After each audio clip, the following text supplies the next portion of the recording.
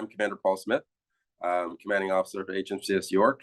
York is one of the 24 naval divisions across the country, celebrating our 100th anniversary this year. I actually joined the Navy at HMCS York back in 1986. A friend of mine in high school had mentioned that they'd done what was called the Summer Youth Employment Program, which was a 6-week program in the summertime at your local Naval Reserve Division. So you really didn't have to leave your hometown. And it comprised a little bit of basic training, some military history, some drill, marching around, how to wear your uniform. And it seemed enticing. So, however, he caveated with, but you're not tough enough to do it, Paul. So you better find another job. To that point that I actually bet him $50 that I can complete the summer. And so, yes, I joined the military on a $50 bet, which I never collected because he transferred schools after the summer. 30 years later, I was doing an interview that he happened to be listening in on, and tracked down my number and called me afterwards and said, let me take you to dinner in exchange for that $50.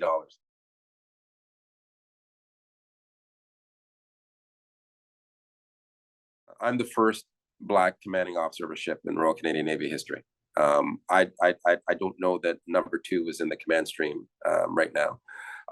When people ask me how come, I said, coming through, I saw one other Black service member in a senior role, Chief Perry Cawley, and he was the first Black coxswain of one of the ships. Coxswain is the senior non-commissioned member. And he was a bit of an inspiration because he was the only person I saw that looked like me. And I really love that, whether it's the search for Erebus of Terror, or engaging in, what I found out to be a little bit of my roots, in that most people don't know Freetown, Sierra Leone was founded by a group called the Nova Scotian Settlers. These were freed slaves from the American Revolutionary War that made their way up the Underground Railroad to Nova Scotia.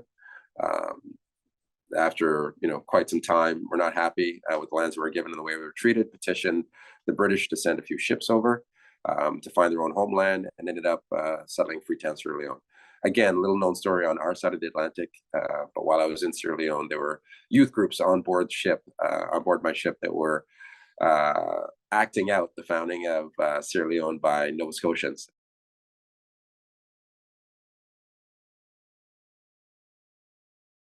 Although I'm the one wearing the uniform, when I sign up, I sign the whole family up. And they go through some of the trials and tribulations that I go through. I always put in my bio that I'm blessed to have such a loving and understanding wife and 2 amazing kids. Because all that time that I spent at sea, it's the family that takes up the strain to sort of allow me to do, allow me to serve in the way that I want to serve. A lot of people don't understand the stresses that are put on the family. It's interesting. We celebrate the individual.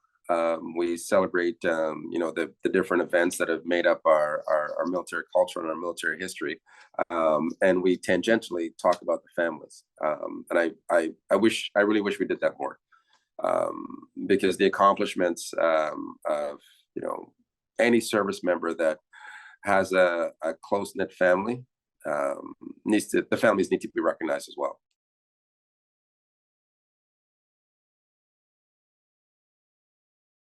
When I first started going to sea, sort of in the early 90s, it was everything from, don't be stressed, man up. Nobody complains, nobody cries, man up. This is what it's like to be in the military. You've got to be this tough or else.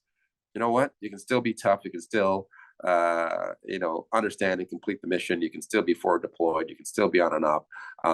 But when you come back, you can still access the services that are going to make you more whole, make you a better person. Are we there yet? No, because when it comes to diversity, when it comes to gender, when it comes to understanding each individual, we're a little slow, and we're focusing. Changing policy is easy. It's extremely difficult to change hearts and minds. And we're still working on the hearts and minds piece. Right? There's still people in leadership roles who don't get that yet. And I try to tell people that, you need to, not to sound trite, you need to see it to be it. We want to celebrate all service members. Anybody who's served, whether they paid the ultimate sacrifice, whether they were injured, or whether they just served and did their job. It's a celebration of remembrance of what we've done to make this country as great as it is. But a nice little side project just to see how you tie in culturally. Who's there that looks like me? What did my culture do to contribute? Because unlike some other countries that are sort of melting pots, I like the idea of Canada being the cultural mosaic. When you bring your culture, you're adding to the fabric of Canadian society. We're not asking you to give up your culture in order to be part of society. I bring up, some facet of Black history. Well, you don't need to know that, right? And now we're understanding that, yeah, we need to know that.